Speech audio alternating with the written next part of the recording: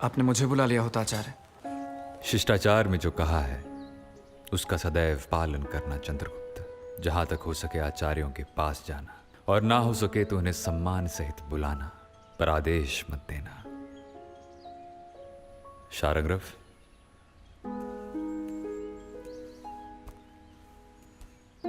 आज से तुम इसका अभ्यास करोगे और अपने कर्तव्यों का निर्वाह करोगे। इसमें शारंग्रव और निपुणक तुम्हारी सहायता करेंगे। मैंने ऋषि परंपरा और अपने आचार्यों से जो भी सीखा है वो इसमें लिखा है। मैं नीति शास्त्र की महान परंपरा का एक साधारण उत्तराधिकारी हूं। मैं चाहता हूं कि तुम इस धरोहर के महान उत्तराधिकारी बनो।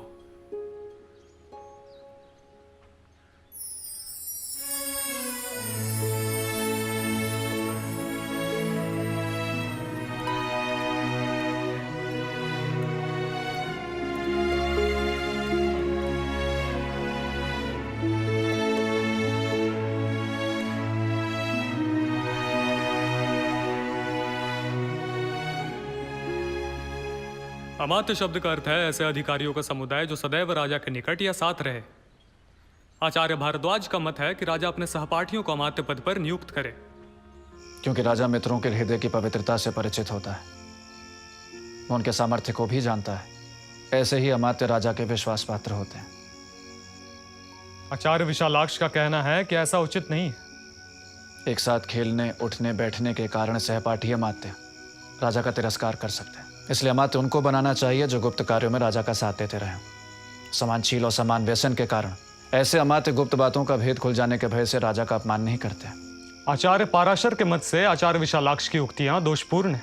ऐसा करने से यह भी संभव है कि गुप्त बातों का भेद खुल जाने के भय से राजा ही अमात्यों के हाथ की कठपुतली बन जाए, क्योंकि राजा जितनी ही अपनी गुप्त बातें प्रकट करता है उतना ही शक्तिहीन होकर अमात्यों के वश में हो जाता है। इसलिए अमात्य उनको नियुक्त करना चाहिए जो राजा की प्राणघातक आपत्तियों से रक्षा करे।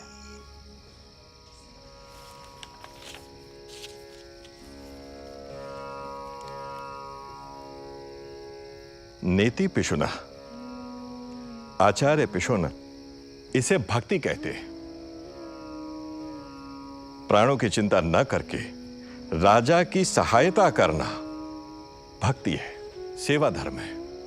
यह बुद्धि का प्रमाण नहीं है जो अमात्य का सर्वोच्च गुण है। इसलिए अमात्य पद पर उन्हीं को नियुक्त करना चाहिए जो विशिष्ट राजकीय कार्यों पर नियुक्त होकर अपने कार्यों को करके दिखा दें।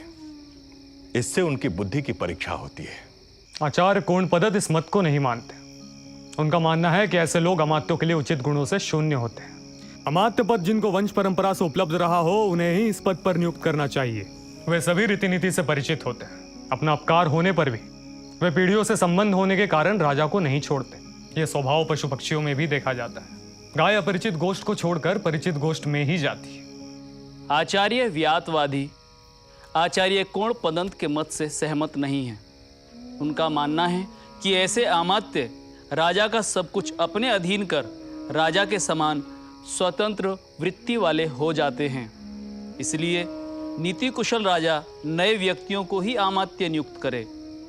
नए अमात्य दंडधारी राजा को यम का दूसरा अवतार समझकर उसकी कभी भी अवमानना नहीं करते। आचार्य बहुदंती पुत्र इससे असहमत है। उनका मानना है कि नीति शास्त्र में निपुण पर प्रत्यक्ष कार्य के अनुभव के बिना व्यक्ति राजकार्यों को नहीं कर सकता। इसलिए जो व्यक्ति कुलीन, बुद्धिमान, विश्वासपात्र, वीर और राजभक्त हो, उन्हें अमात्य पद पर नियुक्त करना चाहिए। लेकिन मेरे आचार्य कौटिल्य के अनुसार भारद्वाज से लेकर बहुदंती पुत्र तक की विचार परंपरा अपनी अपनी जगह पर ठीक है। किसी भी पुरुष के सामर्थ्य की स्थिति उसके कार्य की सफलता पर निर्भर करती है, परंतु उसकी कार्य क्षमता उसकी विद्या और बुद्धि पर ही आंकी जा सकती है। इसलिए राजा को चाहिए कि वो अपने सहपाठी आदि की भी सर्वथा अवहेलना ना करे। उसके लिए वो विद्या, बुद्धि, साहस, गुण, देश, दोष, काल और पात्र का विचार करके ही अमात्यों की नियुक्ति करे, किंतु उन्हें अपना मंत्री ना बनाए।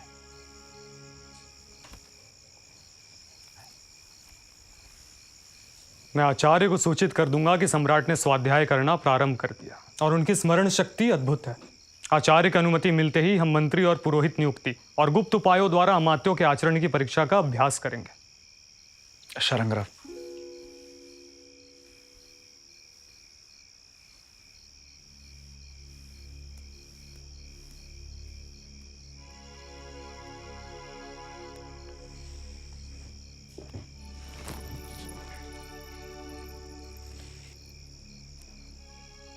शारंगराव, तो मेरे सहपाठी रहे हो, आज भी हो। निपुणक मेरा सहपाठी रहा है, आज भी है। मैंने कभी तुम दोनों की अवहेलना नहीं की, तो फिर तुम दोनों मेरी अवहेलना क्यों कर रहे हो? सम्राट की अवहेलना करने वाले सम्राट के कृपा पात्र नहीं रहते राजा। मैं अपनी मर्यादा का पालन कर रहा हूं। यदि मेरी जगह आचार्य किसी और को मगध का सम्राट नियुक्त करना चाहते हैं तो नियुक्त करते हैं, पर वो मुझे अपने स्नेह से वंचित ना करें।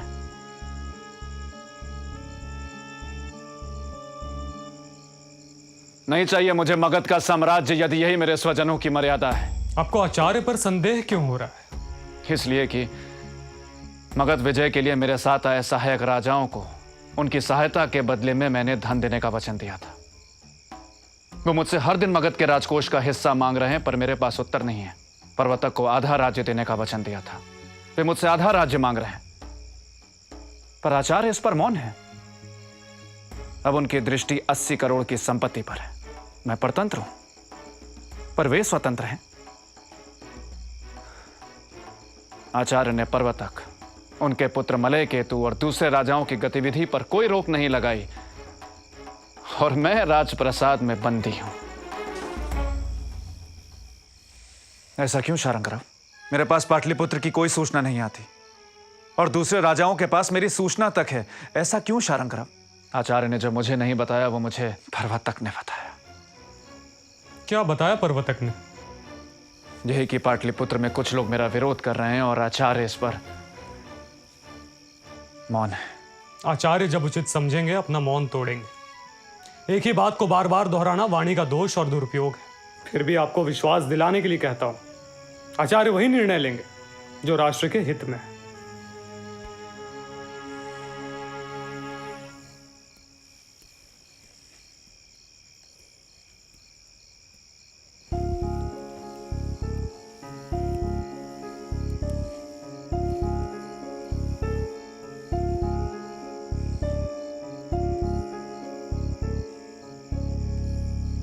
अमात्य, आचार्य विष्णुगुप्त ने आपको राजद्रोही और भगोड़ा घोषित कर दिया है। पूरे नगर में बार बार यही घोषणा हो रही है। अमात्य राक्षस की सहायता करने वाले को राजद्रोह का दंड दिया जाएगा।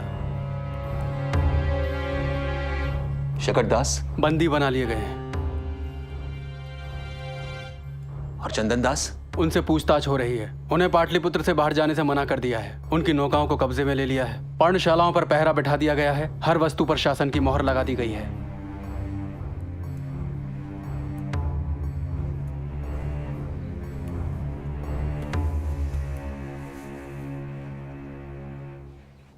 विराध, मैं पर्वतक को आधा राज्य दूंगा और उसके सहायक राजाओं को धन।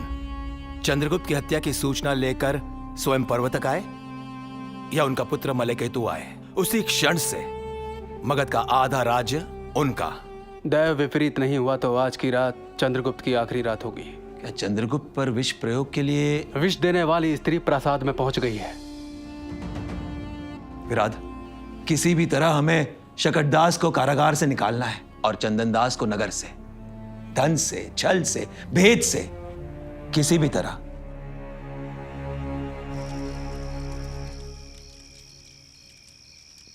शासन के प्रमुख राज्य अधिकारियों की संख्या कितनी है? 18। कौन है ये 18 अधिकारी? यह है मंत्री, पुरोहित, दौवारिक, प्रशास्ता, समाहर्ता, सन्निधाता, प्रदेष्टा, नायक, पौर, व्यवहारिक, कार्मांतिक, सभ्य, दंडपाल, अंतपाल और दुर्गपाल। दौवारिक यानी? राज प्रासाद का प्रधान अधिकारी। दौवारिक का कर्तव्य क्या है? आगंतुकों के उनके पद और योग्यता के अनुसार उनके बैठने की व्यवस्था और उनकी जांच। अंतर्वांशिक यानी? अंतःपुर का रक्षक। प्रशास्ता यानी? कारागार का प्रधान अधिकारी। समाहर्ता यानी? राजस्व या राज्य की आय का अधिकारी। उत्तर वैदिक काल और महाभारत काल में राजस्व अधिकारी को क्या कहते थे? उत्तर वैदिक काल में भागदुग और महाभारत काल में द्रव्य संचय करता।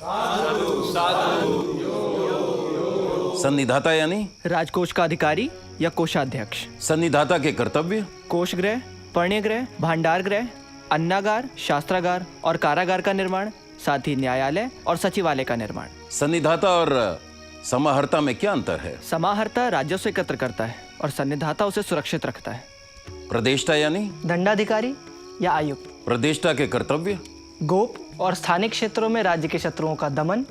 समाहर्ता के साथ अलग अलग विभाग के अध्यक्षों और उनके नीचे काम करने वाले कर्मचारियों पर निगरानी, अपराधियों को दंड सुनाना और देना। नायक यानी? सैनिकों का प्रधान अधिकारी। क्या सेनापति और नायक एक हैं? नहीं, सेनापति नायक से बड़ा होता है।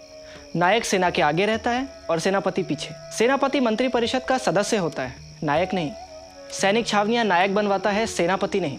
18 तीर्थों और राज्य अधिकारियों की सूची में सेनापति का नाम पहले आता है। युवराज के साथ सेनापति रहता है, नायक नहीं। सैनिकों को पुरस्कार का वचन देकर प्रोत्साहन सेनापति देता है, नायक नहीं।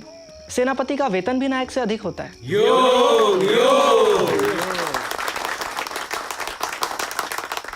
पौर यानी? नगर का प्रधान अधिकारी। व्यवहारिक यानी? न्यायाधीश। कार्मांतिक यानी? खानों कारखानों का प्रधान अधिकारी।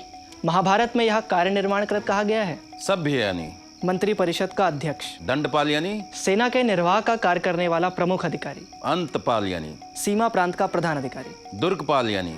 दुर्गों का प्रधान अधिकारी। प्रधानमंत्री पद के लिए कौन उपयुक्त है? जिसने स्वदेश में जन्म लिया हो, कुलीन, अगुण शून्य, निपुण सवार, ललित कलाओं का ज्ञाता, अर्थशास्त्र का विद्वान, बुद्धिमान, स्मरण शक्ति से संपन्न, चतुर, वाक्पटु, प्रगल्भ, प्रतिवाद और प्रतिकार करने में समर्थ, उत्साही, प्रभावशाली, सहिष्णु, पवित्र, मित्रता के योग्य, दृढ़, स्वामी भक्त, सुशील, स्वस्थ, धैर्यवान, अभिमान रहित, स्थिर प्रकृति और द्वेष रहित पुरुष ही प्रधानमंत्री पद के योग्य है। जिसमें 1/4 या आधी योग्यताएं हो, उन्हें मध्यम या निकृष्ट मंत्री समझना चाहिए। पुरोहित किसे चुनना चाहिए? चरित्रवान, वेद वेदांगों को जानने वाला, दंड नीति में पारंगत, प्राकृतिक और मानवीय विपत्तियों से लड़ने का साहस रखने वाले को ही पुरोहित नियुक्त करना चाहिए। राजा और पुरोहित का कैसा संबंध होना चाहिए? जैसे आचार्य के पीछे शिष्य, पिता के पीछे पुत्र, स्वामी के पीछे सेवक चलते हैं,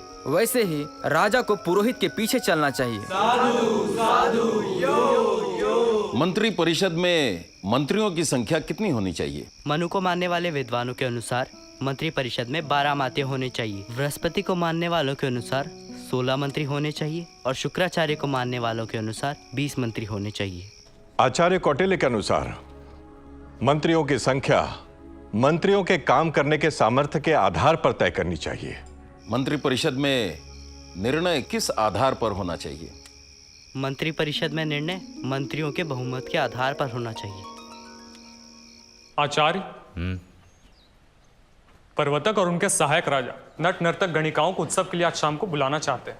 आग और विष का खेल दिखाने की अनुमति नहीं है। नर्तक और नर्तकियों को वाद्य, वस्त्र और अलंकार प्रसाद से ही दिए जाएं। वस्त्र और आभूषणों को विष के लिए परखा जाए। प्रासाद में आने वाले हर स्त्री पुरुष का नाम और पूरा विवरण लिखा जाए। प्रासाद के भीतर या बाहर जाने वाली वस्तुओं पर राजकीय मोहर हो। यह शकटदास के वध का आदेश है।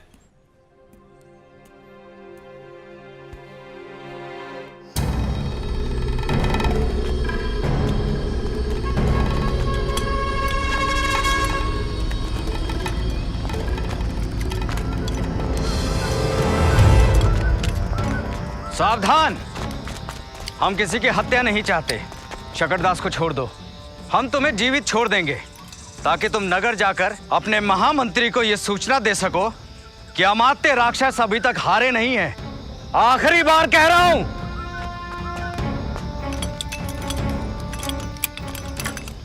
अरे शकरदास, इन सभी के हथियार ले लीजिए। अब जो अपने प्राण बचाना चाहता है वो भागे।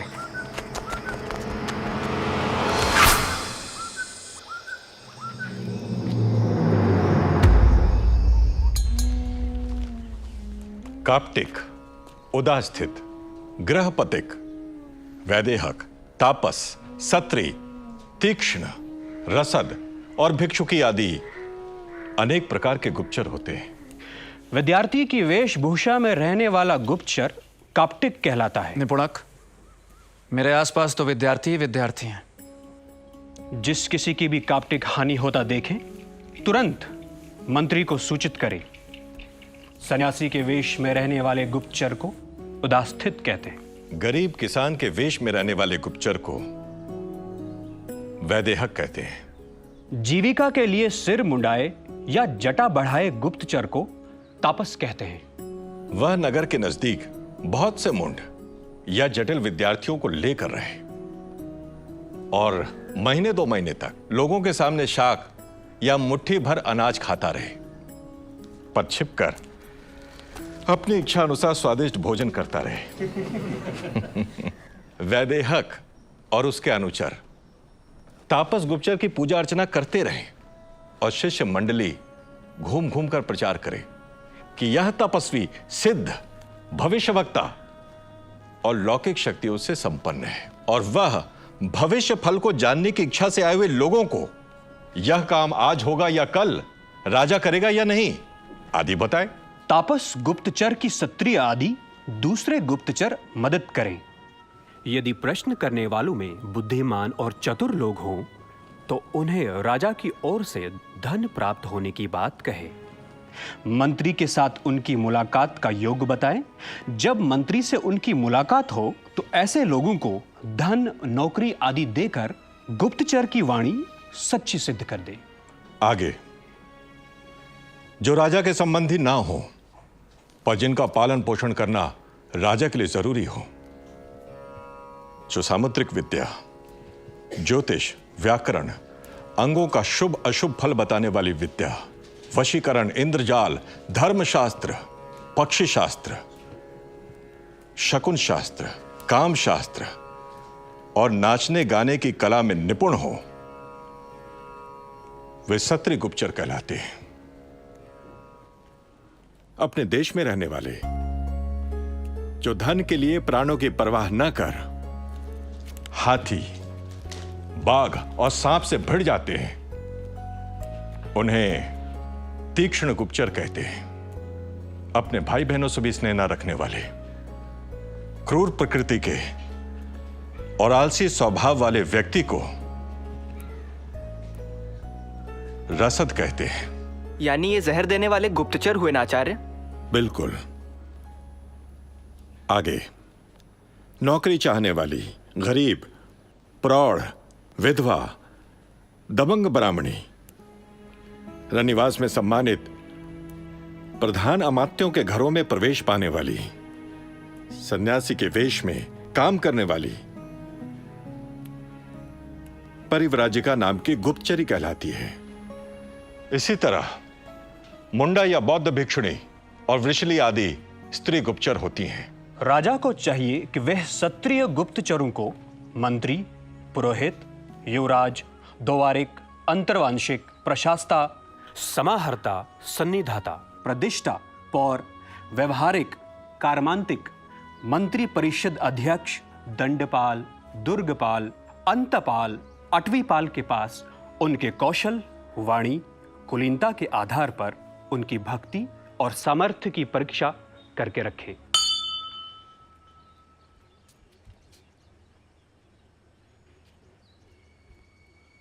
राजन आचार्य ने सूचना भेजी है कि शकरदास को शत्रुओं ने छुड़ा लिया है। चंद्रगुप्त, इन दिनों प्रश्न ही मेरा आहार है। मैं भोजन में अन्न कम और प्रश्न ज्यादा ग्रहण करता हूं। पर जिस तरह असमय भोजन करने से कुपथ्य हो सकता है, उसी तरह असमय प्रश्न करने से मानसिक उद्वेग बढ़ सकता है। मेरा नहीं, तुम्हारा। इसलिए अपने शत्रुओं की चिंता तुम मुझ पर छोड़ दो और तुम अपनी आत्मरक्षा और पाटलिपुत्र के शासन के बारे में विचार करो। शकटदास वधिकों के हाथ से निकलकर यमराज के पास जाएगा या फिर मेरी क्रोध की अग्नि में स्वयं आहुति बनकर आ गिरेगा। निपुणक, सम्राट को उनके कक्ष में ले जाओ।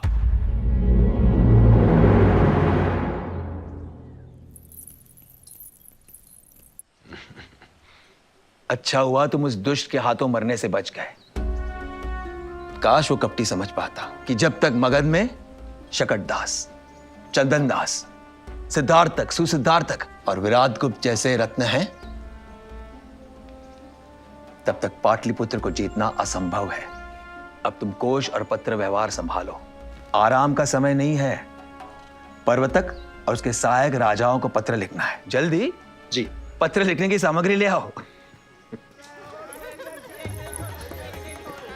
निपुणक, यह आवाज मेरे सहायक राजाओं के कक्ष से आ रही है ना? हाँ राजा।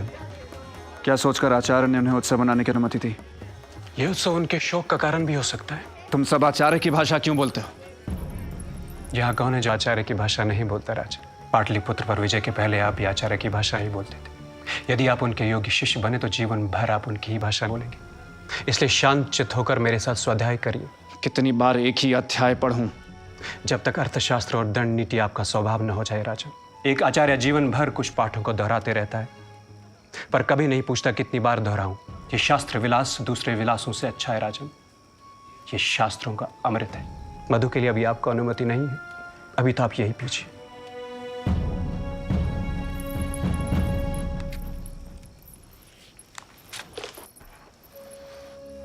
तीक्ष्ण नामक गुप्तचर छत्र, चामर, पंखा, पादुका आसन, पालकी और घोड़े आदि की देख रेख करता हुआ अमात्य की सेवा में रहे और उन पर नजर रखें। तीक्ष्ण से जो जानकारी मिले वे सत्रीय, स्थानिक, काप्टिक आदि गुप्तचरों को बता दे। रसोई बनाने वाला सूद, मांस पकाने वाला आरालिक, नहलाने वाला स्नापक, मालिश करने वाला संवाहक, बिस्तर बिछाने वाला आस्त्रक, दाढ़ी मूछ बनाने वाला कल्पक, श्रृंगार करने वाला प्रसादक, जल पिलाने भरने वाला उदक, परिचारक आदि विभिन्न नाम और रूपों में रहकर रसद नाम के गुप्तचर मंत्री और बड़े अधिकारियों की जासूसी करें।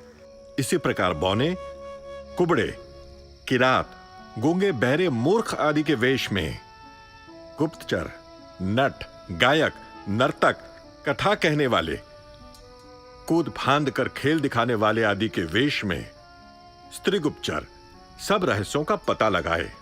परिव्राज्य का गुप्तचर रसद गुप्तचर से मिली खबर काप्टिक आदि को पहुंचा दे।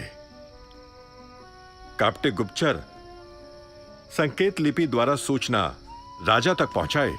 ऐसा करते समय ध्यान रखा जाए कि संस्था गुप्तचर को संचार और संचार गुप्तचर को संस्था गुप्तचर न जान पाए। यदि परिव्राजिका का अमात्य और अधिकारियों के घर में प्रवेश बंद हो जाए तो द्वारपालों के जरिए खबर परिव्राजिका तक पहुंचे। यह भी संभव न हो तो अंतःपुर के नौकरों के माता पिता बनने का बहाना करके वृद्ध स्त्री पुरुष भीतर जाकर जासूसी करें। रानियों के बाल संवारने वाली, नाचने गाने वाली स्त्रियां या दासियों द्वारा या निजी संकेतों वाले गीतों, श्लोकों, प्रार्थनाओं या बाजों, बर्तनों, टोकरियों में गुप्त लेख रखकर अंतःपुर के समाचारों को बाहर लाया जाए। यदि यह भी संभव ना हो तो गुप्तचर किसी भयंकर बीमारी या पागलपन के बहाने से आग लगाकर या किसी को जहर देकर जब अंतःपुर में कोलाहल मच जाए तब चुपचाप बाहर निकल आए। एक दूसरे से अपरिचित तीन गुप्तचर यदि एक ही समाचार लाएं तो उसे ठीक समझना चाहिए। यदि वे परस्पर विरोधी समाचार लाएं तो या तो उन्हें नौकरी से निकाल दिया जाए या उन्हें चुपचाप पिटवा दिया जाए। राजन, आपका शयन की व्यवस्था आचार्य ने दूसरे कक्ष में की है। आज भी?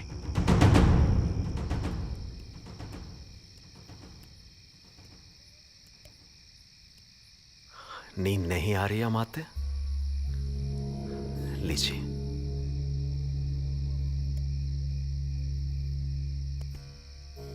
जब तक वो कुटिल और उसका शिष्य पाटलिपुत्र के भीतर है, नींद कैसे आएगी शकटदास? कल पाटलिपुत्र में भूचाल आएगा। आज रात चंद्रगुप्त की हत्या हुई तो भी और नहीं हुई तो भी।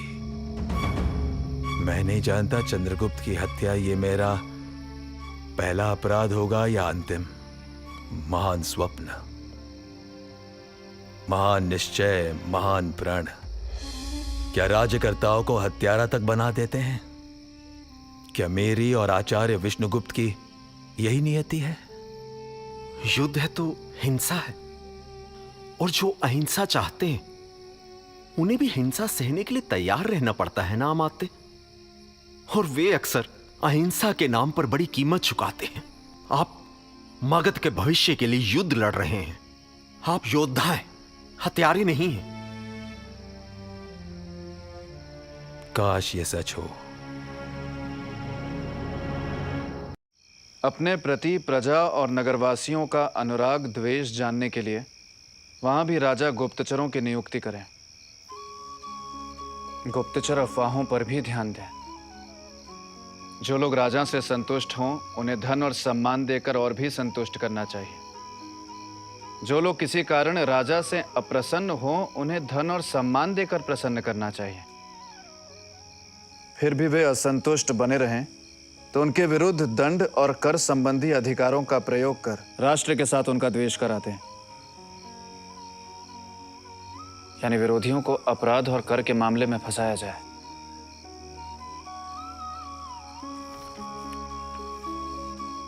जब सारा जनपद उनका द्वेषी हो जाए तब चुपचाप उसका वध करा दिया जाए, या संतुष्ट जनपद से ही उनका दमन करा दिया जाए।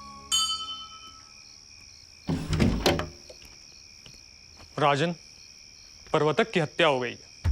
लगता है कल रात किसी गणिका ने उन्हें विष दे दिया।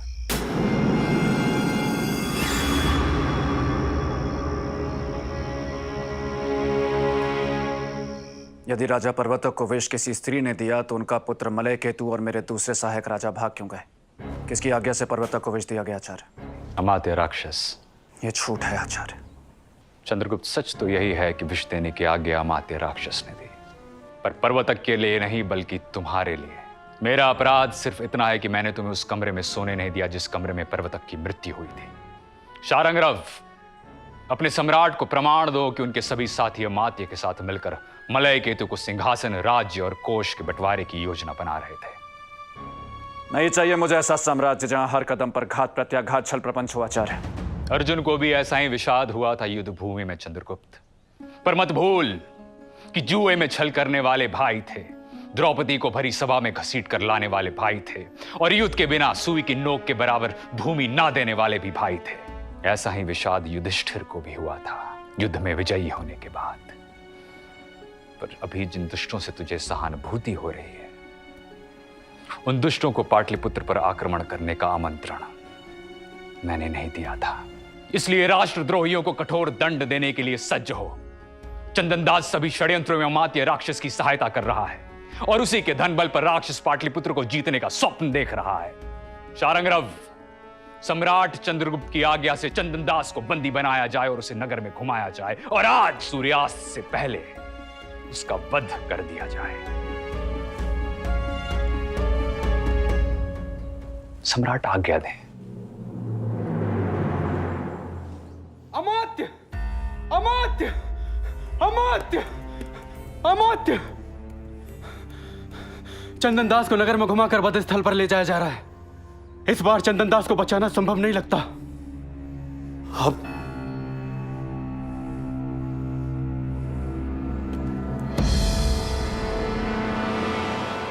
मगध के रत्नों को खोकर मगध विजय में क्या रखा है?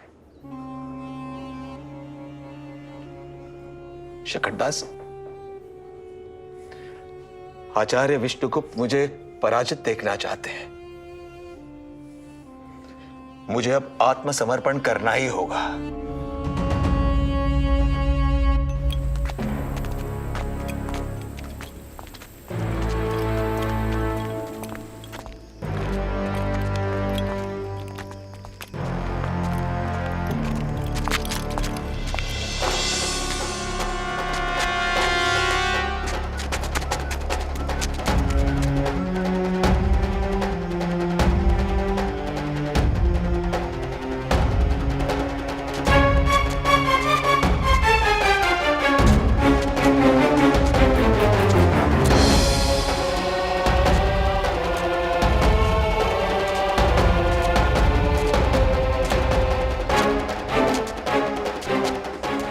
आचार्य, दो लोग इसी ओर आ रहे हैं। उन्हें आने दो, वो अमात्य और शकटदास ही होगा।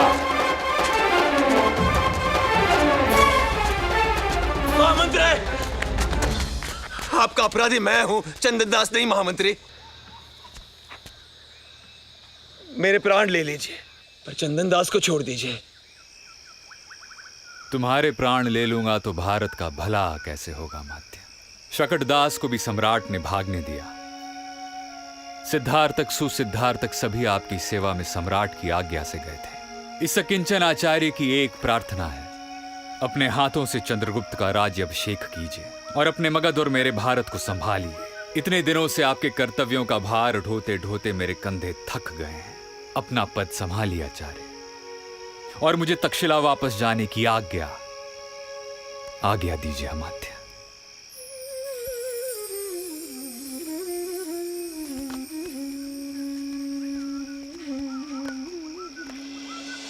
यानी आचार्य कौटिल्य का सारा प्रपंच अमात्य राक्षस को चंद्रगुप्त का महामात्य बनाने का था। नंद भक्त से राष्ट्र भक्त बनाने का, अपने सबसे बड़े विरोधी को सबसे बड़ा पद देने का साहस निष्कपट, निष्कलंक, अपरिग्रही आचार्य ही कर सकता है। यह होता है योग्यता का सम्मान। धननंद का क्या हुआ आचार्य? आचार्य, धननंद को वन में संसार के दुखों से मुक्ति मिल गई। ओम शांति शांति। अमात्य राक्षस के चंद्रगुप्त के महामंत्री बनते ही सारे शत्रु भाग गए। अमात्य ने चंद्रगुप्त का राज्याभिषेक और नंद पुत्री के साथ उसका विवाह करवाया। क्या आप पाटलिपुत्र में नहीं रह सकते आचार्य? मेरा काम राजनीति पढ़ाना है, राजनीति करना नहीं चंद्रगुप्त। और उसके लिए श्रेष्ठ व्यक्ति तुम्हें मिल चुका है। गुरुदक्षिणा में क्या दूं आचार्य? अन्न से बढ़कर कोई दूसरा धन नहीं, और भूख से बड़ा कोई दूसरा शत्रु नहीं। इसलिए तेरे खेतों में इतना अन्न हो कि तेरे राष्ट्र के खेतों में बिखरे हुए अन्न से किसी वानप्रस्थ, किसी अपरिग्रही का निर्वाह हो जाए। पर खेत में बिखरे अन्न का भाग कर के रूप में लेना ना भूलना। तेरे तालाब, तेरी नदियां जल से भरी रहें, साफ रहें, खेत प्यासे ना हो। यही मेरी गुरु दक्षिणा होगी। मेरी प्रसन्नता के लिए कुछ तो मांगे आचार्य। शारंगरव और निपुणक के जूते फट चुके हैं, उनके लिए जूते, छतरी और 2 वस्त्र दे दे। आपके लिए? मेरे पैरों में कांटे चुभने दे, तभी तो मैं उन्हें नष्ट करूंगा। मेरे लिए भिक्षा मांगकर ला सकेगा जूते?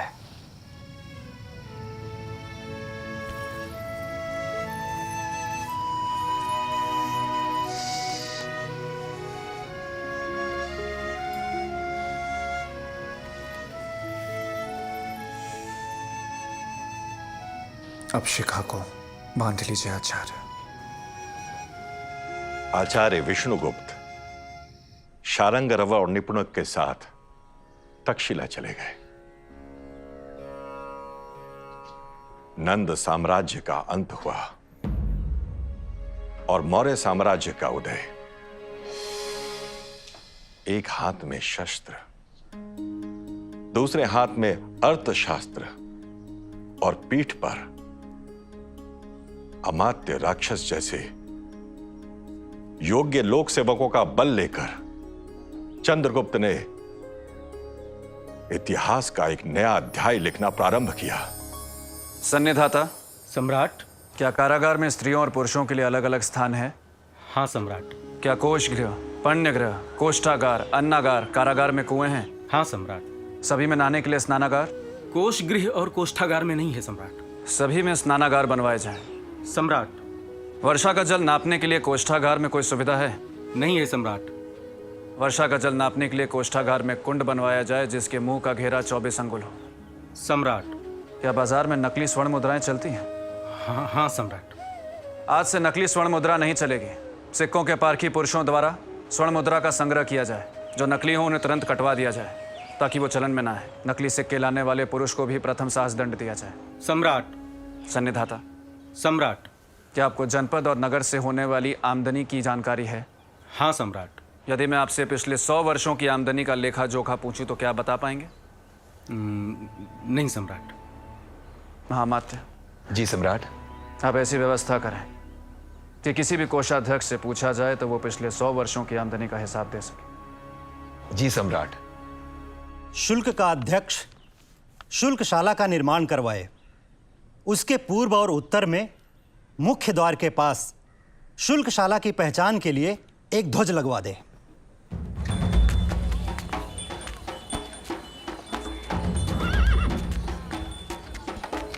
माल को नगर के बाहर या भीतर ले जाने वाले हर व्यापारी का नाम, उनकी जाति, उनका निवास और माल का पूरा विवरण और कहां-कहां मुहर लगी है ये लिखा जाना सम्राट ने अनिवार्य कर दिया है। इसलिए कोई बहस नहीं। शुल्काध्यक्ष, इनके माल पे मुहर नहीं लगी, क्या करूं? इनकी जितनी चुंगी बनती है उसका दुगना जुर्माना करो। जी चलिए।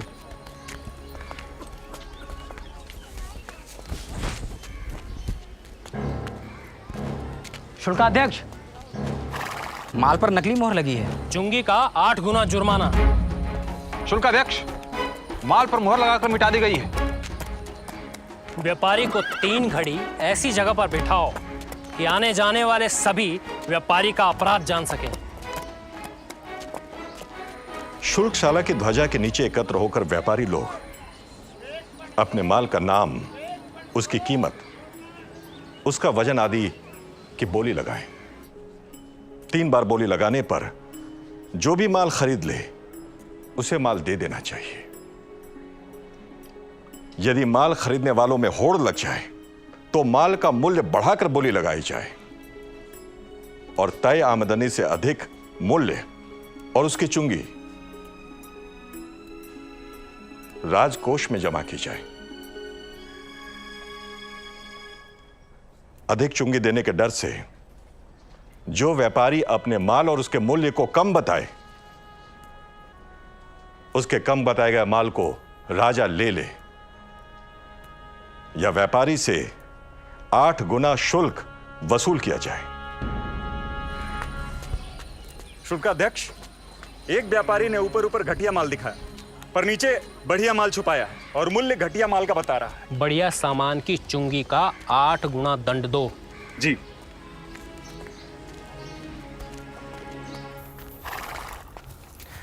क्यों अंतपाल, मार्ग रक्षा कर के रूप में खूब धन कोष में जमा हो रहा है। अंतपाल को मार्ग में खोए हुए या चुराए हुए सामान की भरपाई का आदेश भी तो सम्राट ने दिया है। माल ढोने वाले गाड़ी पर 1.25 पण, घोड़े, खच्चर, गधे आदि 1 खुर वाले पशुओं की गाड़ी पर 1 पण, बैल आदि पर आधा पण, बकरी, भेड़ आदि छोटे पशुओं पर 1/4 पण और कंधे पर भार ढोने वाले व्यक्ति पर 1 मास के हिसाब से आपका मार्ग कर 10 पण हुआ। सम्राट, शुल्काध्यक्ष ने एक व्यापारी की चुंगी माफ कर दी थी। क्या तुमने उससे रिश्वत ली थी? नहीं सम्राट, वो व्यापारी मेरा मित्र था। अमात्य, राज्य को जो चुंगी मिलने वाली थी उसका 8 गुना शुल्काध्यक्ष को दंड दिया जाए। अमात्य, माँ ने कहा सम्राट से विवाह कर लो, मैंने कर लिया। सबने कहा सम्राट को क्षमा कर दो, मैंने कर दिया। मैं जानती हूँ राजाओं के लिए विवाह भी एक राजनीति होती है, पर क्या प्रेम भी राजनीति होती है अमात्य? मैं तेरे पिता जैसा हूं दुर्धरा, सिर्फ एक ही बात कहूंगा, अतीत को नहीं, भविष्य को देख और अपने नए संसार की शुरुआत कर। शची बन और चंद्रगुप्त को इंद्र बना। शची के पिता की हत्या तो इंद्र ने भी की थी, पर एक बात जरूर जानता हूं, चंद्रगुप्त के हाथों में तेरे पिता का खून नहीं है, वो निर्दोष है। क्या मेरे पिता जीवित हैं अमात्य? नहीं होने की संभावना ज्यादा है बिटिया।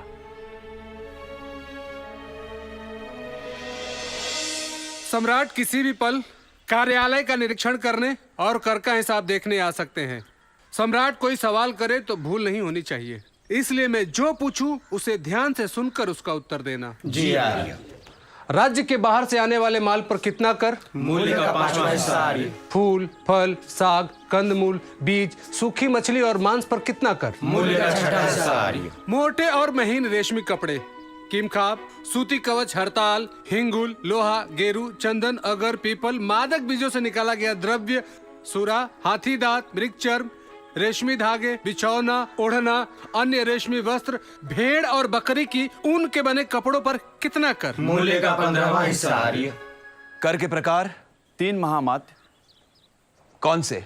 अपने राज्य में उत्पन्न वस्तुओं पर कर, राजधानी या नगर के भीतर उत्पन्न वस्तुओं पर कर, विदेश से आने वाली वस्तुओं पर कर। राज्य के बाहर से आने वाले माल पर कितना कर? मूल्य का 5वां हिस्सा महाअमात्य। मामूली सूती कपड़ों, चौपाइयों, दुपाइयों, सूत, कपास, दवाई, लकड़ी, बांस, छाल, बैल आदि पशुओं के चमड़े, मिट्टी के बर्तन, अनाज, तेल, खारा नमक, मद्य और पके हुए अन्न पर कितना कर लिया जाता है? मूल्य का 20वां भाग महामात्य। बताओ, चीजों को बेचने के बारे में क्या नियम है? जो वस्तुएं जिस भूमि पर पैदा हुई हो उसे वहां नहीं बेचना चाहिए। क्यों? ताकि बेचने वाले को हाट बाजार में उसका उचित मूल्य मिल सके और राज्य को कर मिले। सम्राट, फल फूल के ही बगीचों में फल फूल बेचने वालों को कितना दंड देना चाहिए? 54 पण सम्राट। खेतों में पैदा हुए शाक भाजी कंदमूल को खेतों में ही बेचने खरीदने वालों को कितना दंड? 52 पण सम्राट। अनाज के खेतों में ही अनाज खरीदने वालों को कितना दंड? 53 पण सम्राट। राजा के खेत में खरीदने बेचने वालों को कितना दंड? राजभूमि में खरीदने वाले को 1 और बेचने वाले को 1.5 पर दंड सम्राट। तौल और माप के अध्यक्ष को चाहिए कि वो हर चौथे महीने तुला, बाट, द्रोण आदि की जांच परख करें। जो व्यापारी तय समय पर जांच ना करवाए उसे 27.25 पण दंड देना चाहिए।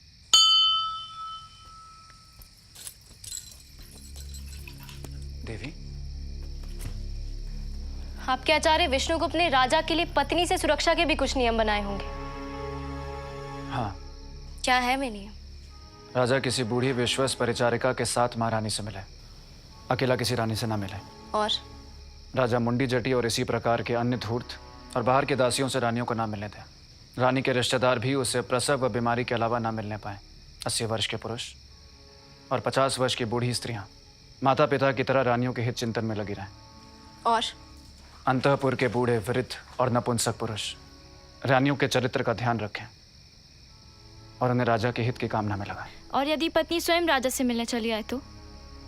कुछ लिखा है आपके आचार्य ने? पता नहीं, देखता हूं। मेरी एक बात ध्यान रखिएगा सम्राट, मैं राजवंश के लिए कोई खेत नहीं हूं जो सिंहासन के लिए सिर्फ एक उत्तराधिकारी को जन्म दूं। मैं आपकी अर्धांगिनी हूं।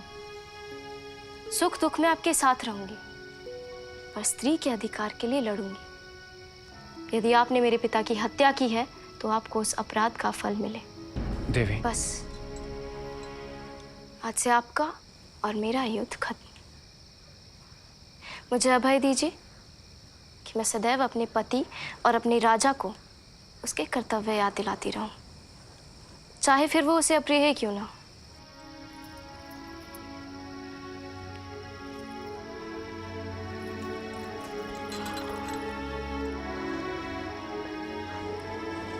अभेद्य दुर्धरा। मनु से लेकर कौटिल्य तक के ज्ञान प्रवाह का यह कोश है सम्राट। न इसके पहले इस जैसा कोई ग्रंथ लिखा गया और इसके बाद इस जैसा कोई ग्रंथ लिखा जाएगा, इसमें मुझे संदेह है। भारत के राजनीति के ऋषियों के चिंतन का सार है यह, और जब तक अर्थशास्त्र भारत के जीवन में रहेगा, या हर राजा, हर शासक, हर मंत्री, हर लोक सेवक को याद दिलाता रहेगा कि वह प्रजा के वेतन भोगी सेवक से बढ़कर कुछ नहीं है। जब तक यह ग्रंथ भारत की स्मृति में रहेगा, यह शासनकर्ताओं को स्मरण कराता रहेगा कि भारत एक राष्ट्र है, और इस महान राष्ट्र के एक शिक्षक में भी इतना सामर्थ्य है कि वह नंद वंश जैसे पर्वत को भी जड़ सहित उखाड़ कर फेंक सकता है। इसलिए मैं उस आचार्य विष्णुगुप्त कौटिल्य और सभी महान आचार्यों को स्मरण कर अर्थशास्त्र की यह प्रति आपको समर्पित करता हूं। सभी शिक्षकों को प्रणाम।